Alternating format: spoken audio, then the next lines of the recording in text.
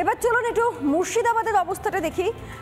নদীতে বাঁশের সাঁকো ভেঙে পড়েছে, কাজেই ব্রাহ্মণী নদীর উপর দিয়েই চলছে লাগাতার যাতায়াত। নাকাল হতে হচ্ছে গ্রামবাসীদেরকে, দেখুন অবস্থা।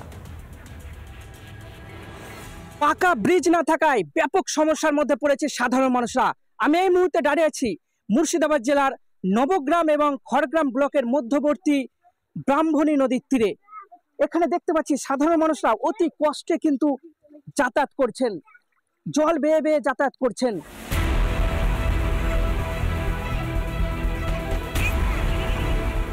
আগে এখানে একটি বাঁশের সাঁকো ছিল, কিন্তু সেটিও ভেঙে পড়ে এবং নদীতে পড়ে যায় একটি গাড়ি।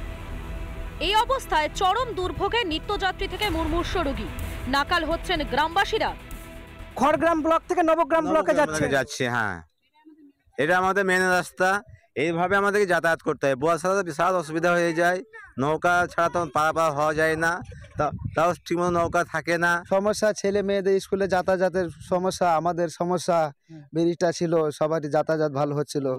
আমরা এখন এমার্জেন্সি চাইছি যে একটা ব্রিজ হওয়ার দরকার। এই অবস্থায় এই যে আমাদের ব্রিজটা, যেটা বাসের ব্রিজ ছিল, আমরা পারাপার ওই বিপদ আপদ, স্কুল যে ছোট ছোট বাচ্চারা ইংলিশ মিডিয়ামে পড়ে 5 গ্রামে, তাদের যাওয়ার এখান থেকে রাস্তা নেই।